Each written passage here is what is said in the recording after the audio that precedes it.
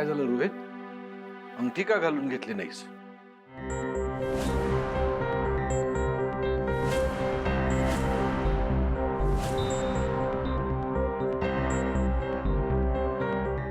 तुमची एकूण प्रॉपर्टी किती आहे?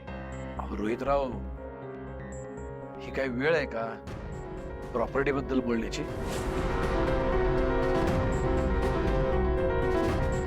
आधी साखरपुडा आटपू दे, मग निवांत बोलू आपण. अहो हीच तर योग्य वेळ असते हे बोलायची.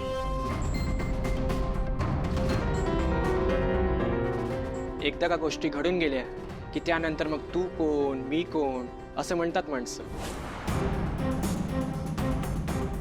मी जग चांगलाच ओळखतो आबासाहेब, ते काही नाही. तुमची सगळी प्रॉपर्टी आधी माझ्या नावावर करा, मगच तुमच्या मुलीशी लग्न करायचं की नाही त्याचा विचार मी करेन. रोहितराव, काय बोलताय तुम्ही? तुम्हाला तरी कळतंय का?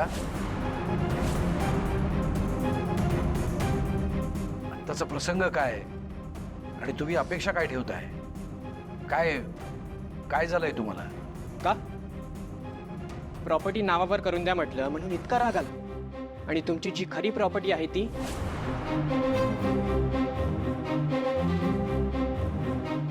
तुमची मुलगी, ती तुम्ही माझ्या स्वाधीन करायला तयार आहे? अहो तशी 2 मुलं तुम्हाला. जे काही प्रॉपर्टी असेल त्यातली अर्धी प्रियाच्या वाटेला येईल ना. मग त्या शेतीवाडीत आणि जमीन जुमल्यात का जे गुंतलाय तुमचा? आणि तुमच्या मुलीची प्रॉपर्टी तीच माझी प्रॉपर्टी, म्हणजे तुमच्या जावयाचीच प्रॉपर्टी ना. मग अडचण काय? अहो तर वरदक्षिणा म्हणून द्या. हे प्रिया, तू अशी का बघतेस? होणारी बायको आहेस ना तू माझी. मग आत्तापासून नवऱ्याची रिस्पेक्ट करायला शिक.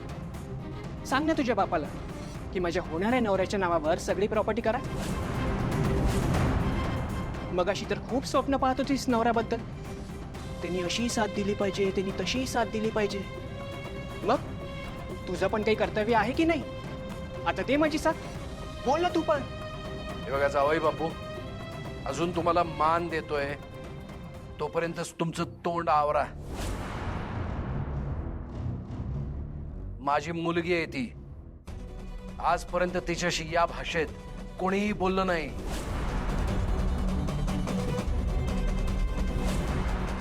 तुमच्या जागी जर का दुसरं कोणी असतं ना तर दात काढून हातात दिले असते. हो, तुमच्या मुलीशी लग्नाला तयार झालो ना हे उपकारच समजा.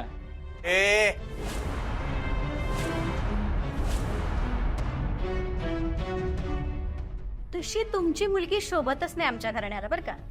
पण एक तुमच्या घराण्याचं नाव चांगलं आहे म्हणून आम्ही तिला पसंत केली.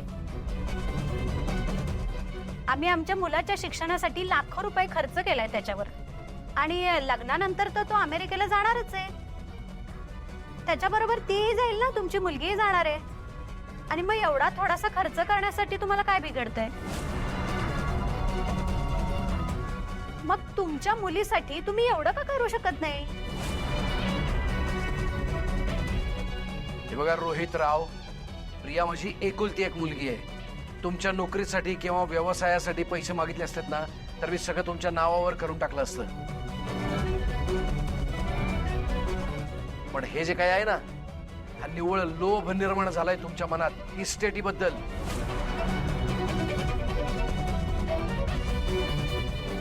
आमच्या आबासाहेबांचं मन लई मोठं आहे. आमच्यासारख्या परक्या माणसांना त्यांनी आसरा दिलाय त्यांच्या घरात. आणि तुम्ही तर शिकले सवरलेली माणसं आहात. तुम्हाला तुमच्या कर्तृत्वावर विश्वास पाहिजे. आणि अजून एक गोष्ट ध्यानात ठेवा, प्रिया मॅडम सारखी मुलगी मिळायला ना नशीब लागतं. आणि तुम्ही तुमच्याच नशिबाचे दार बंद का करताय? बाप रे, या घरात नोकर पण हुशार दिसतात. एक तर आमच्या घराचा प्रश्न, नोकरांनी बोलायचं काही काम नाही.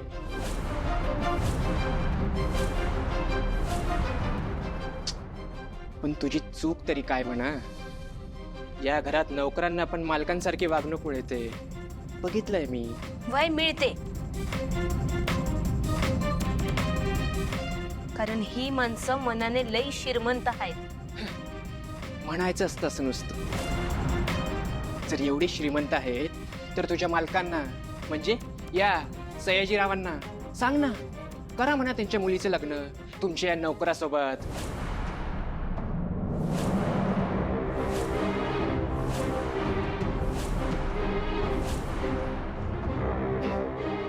नाही करणार सयाजीराव त्याला जावाई, कारण तो एक साधा नौकर आहे, माझ्यासारखा उच्च शिक्षित आणि श्रीमंत नाही ना. बघा, तुम्ही प्लीज काही पण बोलू नका.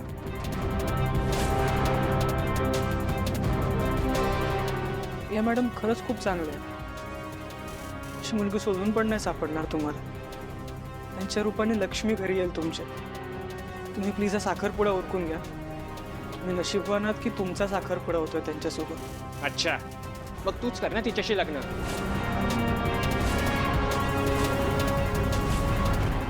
विना प्रॉपर्टी मी तर या लग्नाला तयार होणार नाही. कसं आहे ना सयाजीराव, जसं तुमच्या कुटुंबाला मान आहे तसंच माझ्या कुटुंबालाही गावात मान आहे. अशा लंकेच्या पार्वतीसोबत कोण लग्न करणार?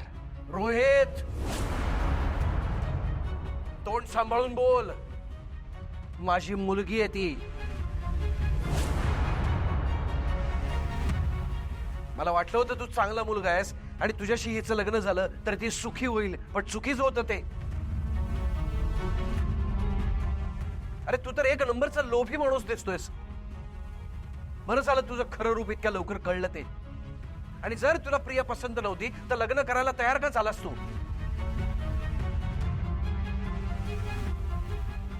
का आलाय साखरपुडा करायला इथं? कारण मी इथे तुमचा अपमान करायला आलोय.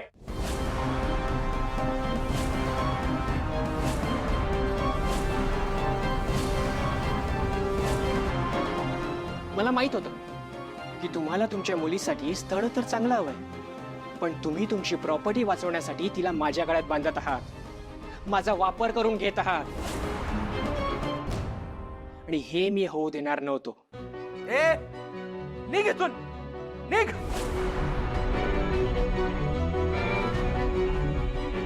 अजून एक शब्द जरी बोललास ना तर जीव घेईन मी तुझा. हो सयाजीराव, जर इतकाच अभिमान वाटतो ना स्वतःच्या घराण्याचा, तर या नोकरासोबतच करायचं होतं ना मुलीचं लग्न.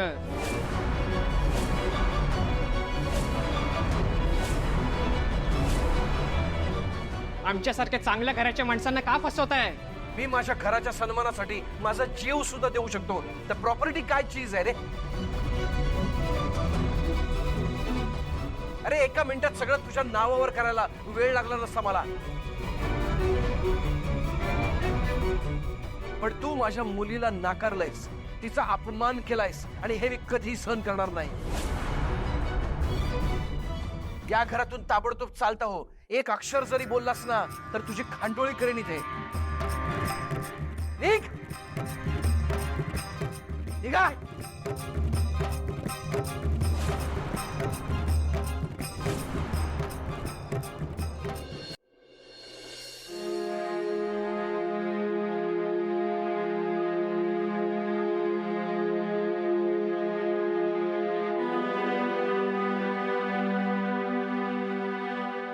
नंदी, माझ्या मुलीची तयारी असेल तर तू तिच्याशी लग्न करशील?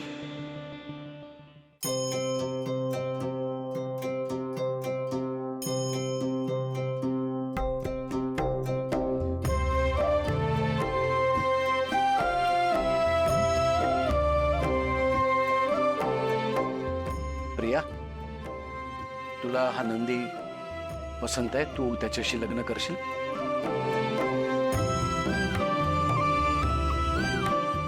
नाही, मला मान्य आहे तो आपल्या घरात नोकर म्हणून काम करतो, पण अगं खूप चांगला मुलगा आहे तो. त्याच्यासारखा मुलगा शोधूनही सापडणार नाही. गेले कित्येक दिवस बघतोय मी त्याला, आणि तो नक्की तुला सुखात ठेवेल. सांग, करशील लग्न?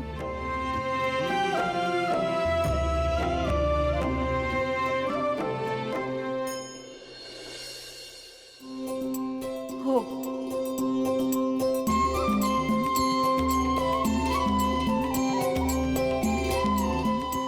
पार्वती, आदिनाथ, तुम्ही नंदीचे दादा आणि वहिनी आहात आणि दादा आणि वहिनी म्हणजे आई वडिलांसारखेच असतात. त्यामुळे मी तुम्हाला विचारतो,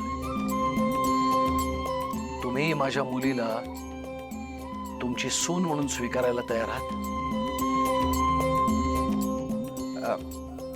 आबासाहेब, तुम्ही म्हणाल तसं. प्रिया आमच्या घरची सून होणार हे आमचं भाग्यच आहे. माझ्या भावाला प्रियासारखी बायको मिळणार यापेक्षा आनंदाची गोष्ट नाही. आबासाहेब, आम्हाला मान्य आहे, मान्य आहे.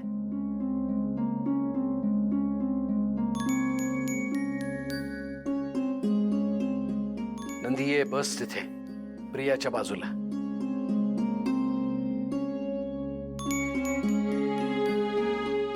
गुरुजी पूजेला सुरुवात करा. थांबा गुरुजी.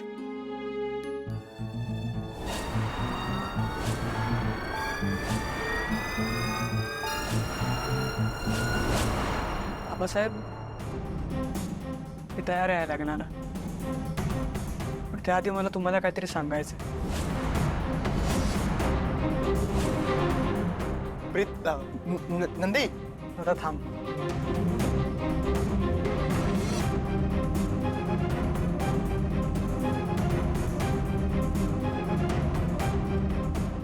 आबासाहेब, मी आता तुम्हाला जे काही सांगणार आहे ते ऐकल्यावर तुमचा जो काही निर्णय असेल तो मान्य आहे मला.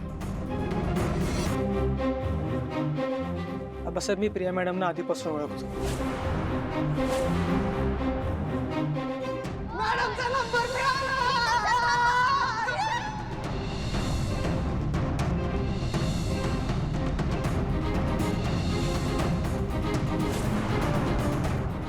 प्रीतम हे आपल्या स्कूल प्रोजेक्टमध्ये काम करणार.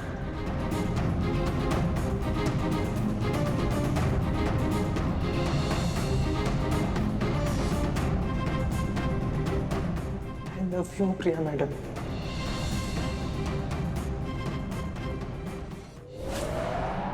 आणि आणखीन एक आबासाहेब, मी अहिल्या आणि श्रीकांत किर्लोस्कर यांचा मुलगा आहे.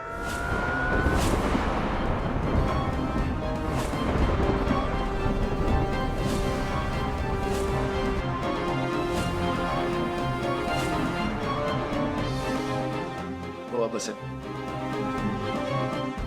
मी तुमच्या बहिणीचा म्हणजे अहिल्यादेवी किर्लोस्करांचा मोठा मुलगा आदित्य किर्लोस्कर आहे. आणि हा माझा धाकटा भाऊ प्रीतम किर्लोस्कर. आणि ती ती पारू. आबासाहेब, आम्ही इथे तुमचं मन जिंकण्यासाठीच आलो होतो.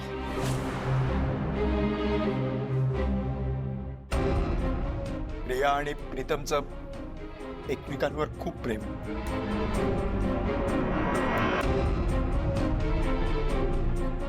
त्यांना लग्न करायचं. अरे अरे, काय बोलताय तुम्ही? मी तुम्हाला या घरात माझ्या मुलासारखं वागवलं.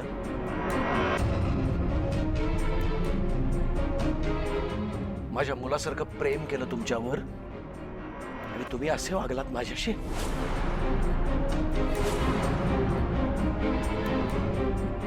त्या अहिल्यानं विश्वासघात केला माझा आणि तुम्ही तिची मुलं, तिचंच रक्त तुमच्या शरीरात आहे म्हणून तुम्ही सुद्धा विश्वासघातकी निघालात. नाही नाही आबासाहेब. चालू लागा. माझ्या घरातून बाहेर पडा आधी.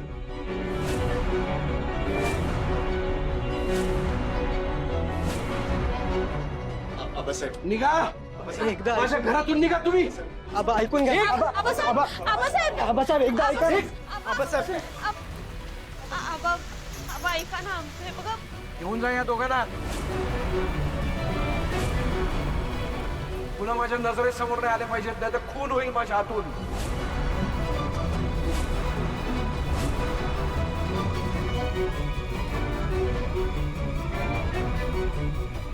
माझ्या माझ्या मुलीला मी विहिरीत ढकलून देईन, पण या घरात येणार नाही.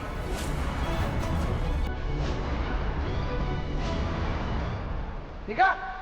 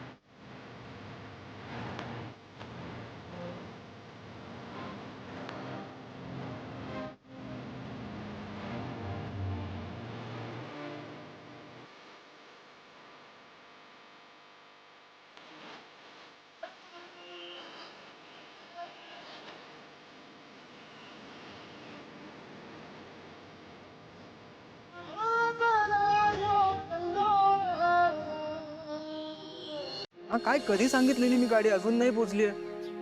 पाठवा लवकर चला. हा गाडी येईल आता. गाडी आली की लगेच निघूया. हं?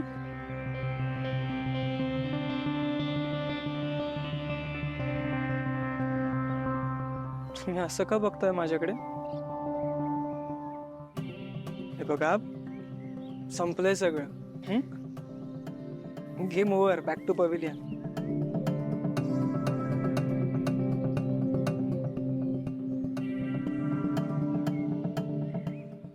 समजूतदारपणे कसा वागतोयस यार. प्रीतम, मला तुझ्या या वागण्याची ना कधी कधी भीती वाटते यार. आयुष्यात हवं ते मिळवल्याशिवाय गप्प न बसणार तू आज लाईफ मधल्या इतक्या मोठ्या प्रसंगात इतकं शांतपणे कसा रिॲक्ट होऊ शकणार? प्रीतम, प्रीतम सर, तुमच्याकडनं कधी काही चूक झाली तर हक्कानं मी तुमच्यावर रागवायचे. आणि एक मैत्रीण म्हणून तुम्ही माझं ऐकून बी घ्यायचं. आज तुम्हाला काय बोलू ना मला खरंच कळत नाही. हे जादूगार रे. तू वेडी आहेस का? काही बोलू नकोस. बघितलं नाहीये का तुम्ही दोघांनी माझ्यासाठी किती मेहनत घेतली आहे ते? आणि रिअली अप्रिशिएट इट. ओके, आपण आता काही गोष्टी नसतात आपल्या नशिबात, त्यांच्यासाठी रडत राहून काय करायचंय? आपण मूव्ह ऑन करायला पाहिजे. प्रीतम सर, तुमच्या या जादूगरणीची जादू नाही चालली या वेळेला. पारू, आपण ज्या गोष्टीसाठी इथपर्यंत आलो त्यात आपल्याला यश नाही मिळालं ही टोचणे आयुष्यभर आपल्या मनात राहील. सर, तुमच्या या खरेपणाकडे बघून ना तुमच्यावर रागव की कौतुक करू तुमचं हेच कळत नाहीये मला. काही करू नकोस. ओके, तू सांग मला, तुला वाटतं का की मी काय चुकीचं केलं? नाही प्रीतम, तू काहीही चुकीचं वागलेलं नाहीस. आपल्या आईने आपल्यावर संस्कार केले, त्यामुळे आपण आपल्या स्वार्थासाठी कोणाला फसवू नाही शकत. बराबर आहे तुमचं. खोट्याच्या पायावर उभारलेलं ना तर कधी बी टिकत नाही. आज त्या दोन घरांमध्ये असेल कडूपणा, पण मला खात्री आहे उद्या देवी आणि आबासाहेबांमध्ये जे गैरसमज झालेत ते नक्की मिटतील. एक दिवस समज ठीक होईल.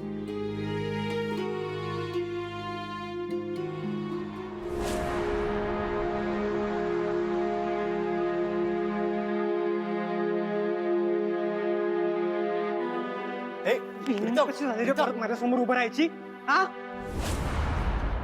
आणि जर तुला प्रिया मॅडम पसंत नव्हते तर आधी सांगायचं ना. साखरपुड्यात येऊन तमाशा का केलास? पण मी कधी म्हणालो की मला प्रिया पसंत नव्हती, मला आवडली होती ती? अजून खोटं बोलतोय. प्रीतम सर, सोडा. त्यानं काय करताय तुम्ही? हे जे काय बी झालं तर त्यांची चूक नव्हती.